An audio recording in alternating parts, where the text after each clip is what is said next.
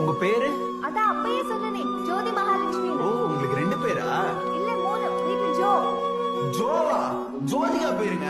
குஷி 19 தடவை பார்த்திருக்கேன். ஜோதிகான்னா எனக்கு அவ்வளவு பிடிக்கும்.